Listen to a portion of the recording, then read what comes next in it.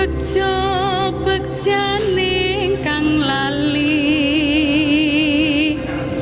luwih bekjo kang eling lawan. Segenap pencapaian kebudayaan dan kesusastraan Jawa tidak diraih begitu saja dalam waktu yang singkat. Prosesnya dapat dilacak hingga Majapahit bahkan era sebelumnya.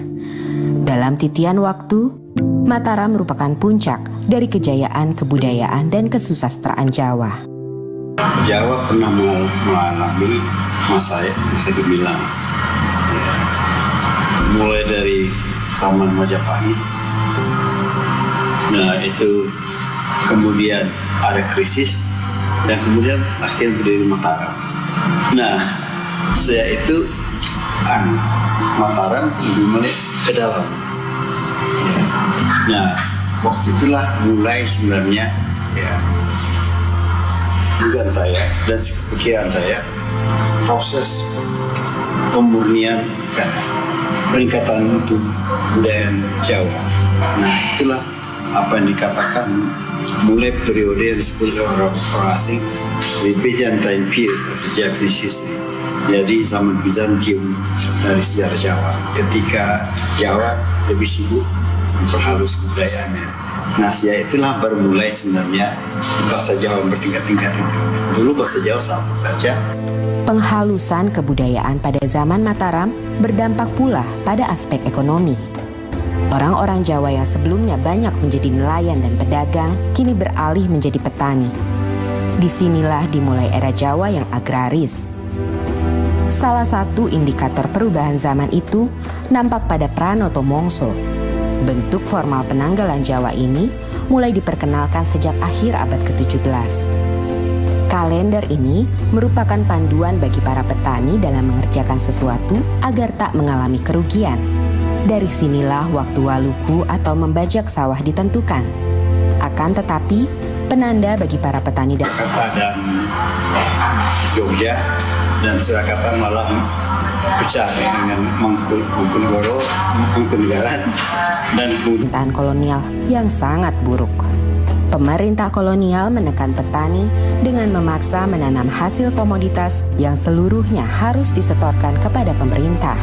Ditambah dengan para pejabat lokal yang haus akan harta dengan menjilat penguasa, menyebabkan rakyat miskin menderita kelaparan yang menjurus pada meningkatnya angka kematian. Setelah Mataram pecah, Mataram pecah dari hal tersebut ternyata menguras habis kekuatan ekonomi pemerintah Belanda itu. Nah, untuk mengatasi itu semua Belanda. Kemudian abad 19 artikel terakhir Jogja juga dipotong dengan paku halaman ya. Itu Jawa mungkin lihat ke dalam. Dan lagi juga Jawa yang berkeliaran sudah tidak ada lagi. Dulu waktu perang di Diponegoro itu sebagian besar mungkin Diponegoro itu orang berkeliaran keliling itu. Kemudian setelah Belanda berkuasa, Jawa itu kan dikenakan kultur stelsel harus menetap. Memang pada pertengahan abad ke-19 terjadi perang yang begitu banyak ya. Tidak hanya di Jawa, di Sumatera Barat ada perang Patri, di Jawa Tengah, di Jawa lah. Itu ada perang Diponegoro dan juga ada gejolak yang luar biasa di Belanda juga ya, di dalam negeri. Sehingga bisa kita dipahami oleh beberapa ahli sebagai istilah tanam paksa. Memang kultur stelsel itu dia mempunyai satu program yaitu kultur stelsel, yaitu sebetulnya semacam peraturan di bidang pertanian ya, dan kemudian kebutuhan untuk mencukupi biaya perang mereka. Selama 19 di Jawa itu banyak sekali pemberontakan. Tidak hanya diperuntukkan untuk mengembalikan kekuatan ekonomi Belanda yang pada saat Hindia Belanda yang pada saat itu memang betul-betul bangkrut mereka oleh karena kebutuhan. Tidak hanya Diponegoro itu perang besar, tapi sesudah itu masih hampir tiap tahun sampai akhir abad 19 sampai tahun 10 juga itu sudah perang itu. Ini pemberontakan desa. Itu sebagian besar dipimpin oleh para ulama desa.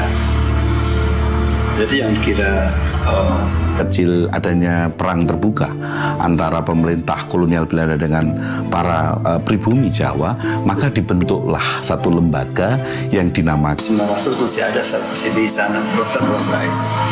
Nah, untuk mengatasi itu untuk mengatasi adanya konflik-konflik dan memperkurangi konflik. Yang kedua, memberikan bekal kepada para administrasi pada pegawai Belanda yang bekerja di Jawa. Kan Head Institute for the Javaanstaal itu sebagai lembaga yang bertujuan untuk mengetahui. Jadi Javanologi adalah set pengetahuan dan keterampilan tentang kebudayaan Jawa. Itu arti Javanologi. Di dalam pemahaman dengan terhadap kebudayaan lokal yang baik, itu diharapkan mampu mengurangi konflik. Itu sebenarnya tujuan awal daripada lembaga itu. Bejo bekjane kang lali Head Institute for the Javaanstaal te Surakarta yang didirikan di Surakarta pada 1832 oleh Johan Frederik Carl Greica adalah sebuah lembaga kebudayaan yang mempelajari sastra dan kebudayaan Jawa. Disinilah Javanologi untuk pertama kali muncul. Secara terminologis, Javanologi itu kan disusun dari dua kata. Java merujuk di situ batasan budaya, juga bukan batasan administratif ya, tapi batas budaya, dan logos itu pengetahuan, bahkan wajib itu mengetahui, yang notabene semua itu menjadi butir-butir yang paling menonjol dalam kebudayaan Jawa, falsafah Jawa. Dia harus tahu. Head Institute for the Javaanstaal itu bidang-bidang yang dipelajari di sana adalah bidang sastra. Mempelajari bahasa, entah kaitannya dengan pemerintahan ataupun juga dengan nanti kaitannya dengan sastra, tapi mempelajari bahasa daerah tanah jajan itu sangat penting. Karena itulah pemerintah Belanda juga mendirikan semacam lembaga pendidikan bagi para pegawai untuk mempelajari bahasa. Nah, itu kenapa dilakukan? Di antaranya adalah bahwa apabila bahasa itu dikuasai, otomatis nanti karya-karya sastra ataupun buah-buah pikiran yang ditulis oleh orang jajan itu diketahui, maka akan mudah untuk menguasai daerah jajahan. Di kala itu, seorang pujangga bernama Ronggo Warsito kerap menjadi rujukan para Javanolog karena pemahamannya dianggap mendalam terhadap kebudayaan dan ini meliputi 12 bidang ya. Ada bidang kesastraan, ada bidang pendidikan, ada bidang pengetahuan bahasa, ada bidang filsafat. Jadi ada 12 bidang. Nah, yang paling banyak itu kesastraan itu 24 judul. Ronggo Warsito adalah seorang tokoh. Ada bidang pedalangan, pengetahuan alam, bidang seni suara, babat. Nah, ramalan atau jonggo itu hanya 2, Jokolodang dan Jobelyo. Munculnya sastra Jawa baru jenis keguritan. Karena sebelumnya bisa dikatakan ada karya sastra itu hanya puisi dan prosa. Puisi adalah tembang, prosa adalah gancaran. Gancaran adalah prosa. Sedangkan yang kategorinya itu keguritan adalah puisi, tetapi bukan tembang, itu belum ada. Yakni di dalam Serat Jokolodang, yang itu dikategorikan tembang bukan, tetapi dikategorikan prosa bukan. Dan secara kebetulan di dalam satu bait tulisan awal dari Serat Jokolodang itu juga ada sandiasmonya.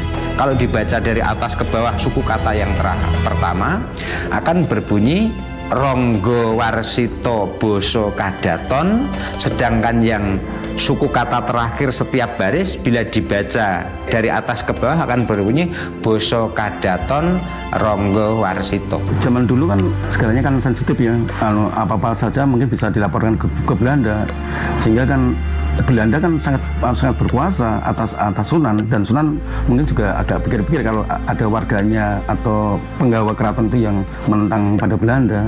Makanya ya salah satu cara di dalam mengungkapkan hal seperti itu dengan cara simbolis. Mangkya derajating praja kawuryan wasunyaruri rurah pangrahing ukara karana tanpa palupi atilar silastuti sujana sarjana kelu kalulun kala tidha tidem tandaning dumadi hardayeng rat tining karoban rubedo.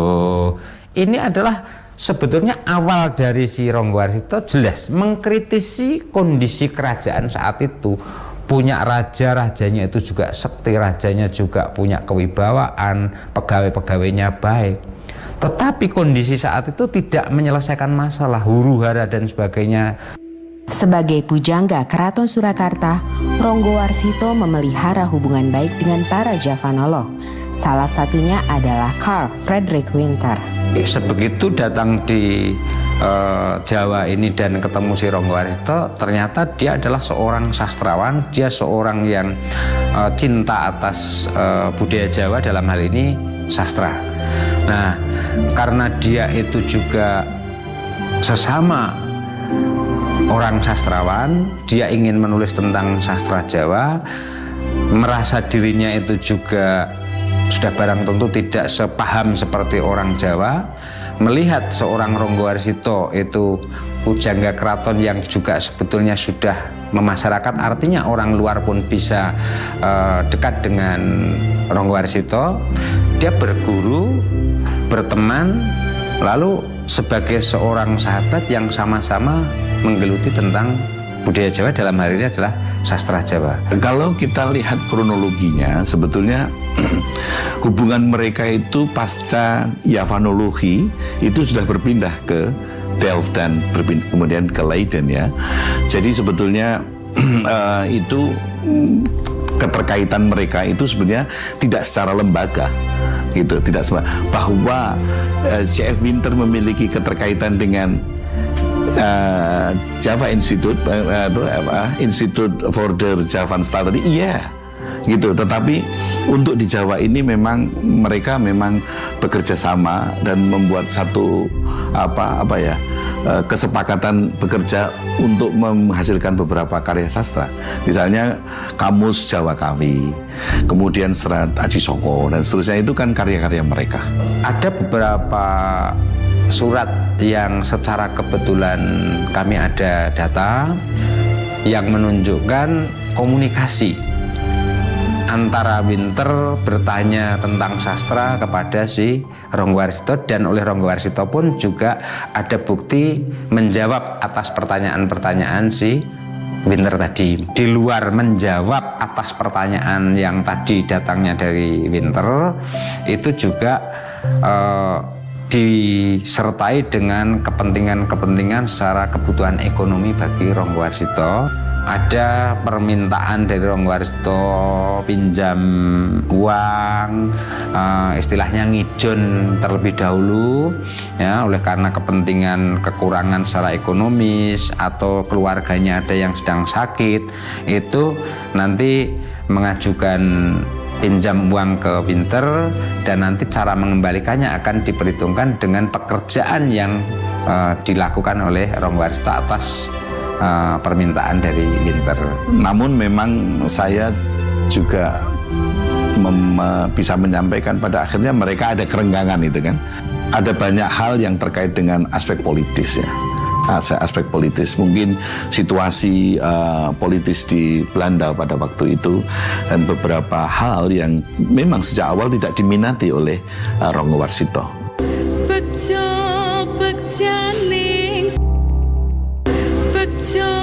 bekjaning kang lali.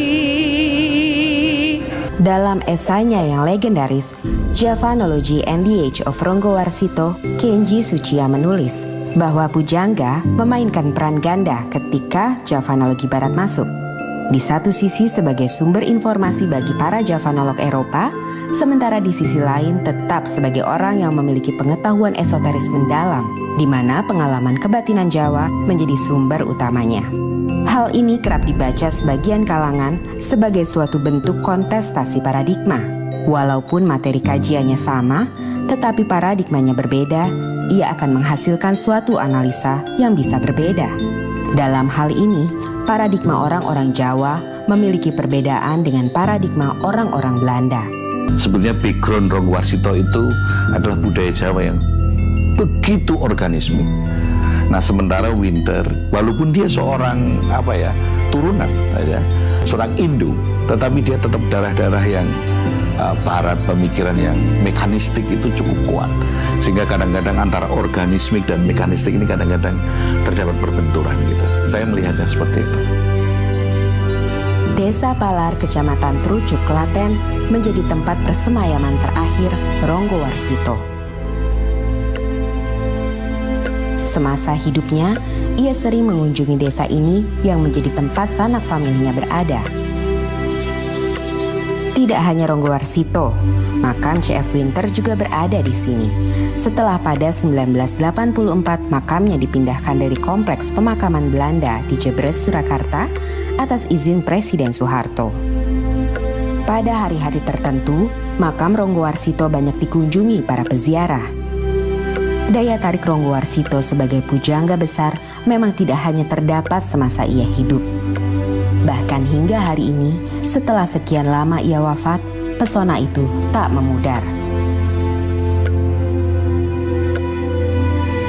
Dan pasca wafatnya Ronggowarsito, masih tersimpan begitu banyak arsip tentang Jawa. Salah satunya sastra di negeri Belanda.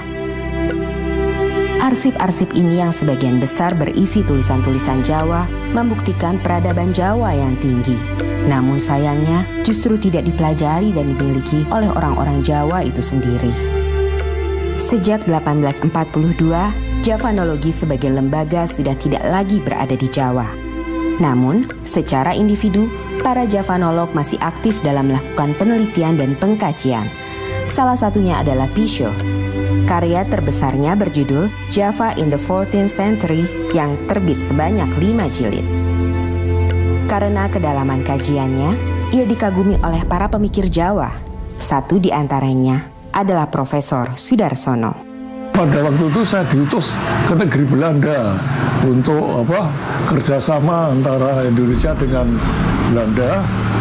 Lalu kemudian ketemu Dr. Pisho, itu gambarnya Dr. Pisho.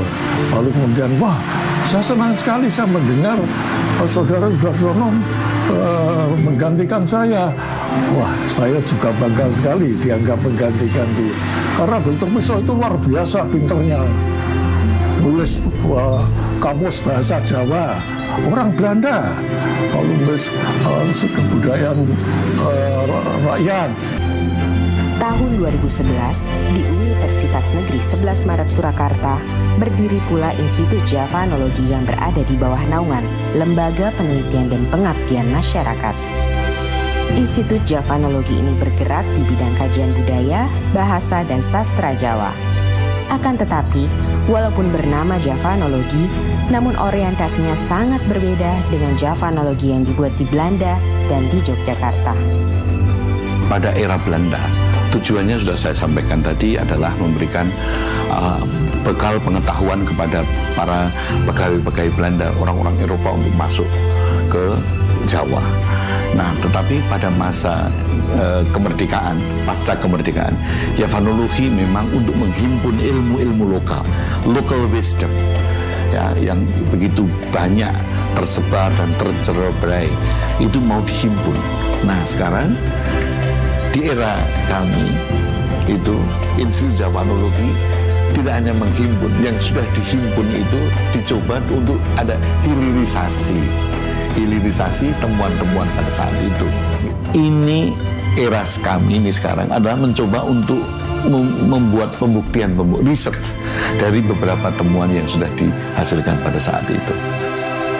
Javanologi yang dibuat di Belanda hingga didirikan oleh Universitas Negeri 11 Maret Surakarta hari ini memiliki peranannya masing-masing yang tidak bisa begitu saja diabaikan. Javanologi telah menghidupkan semangat masyarakat Jawa untuk ikut ambil bagian dalam membuat dunia yang lebih baik. Pemahaman antara ilmu dan ngilmu itu memang berbeda.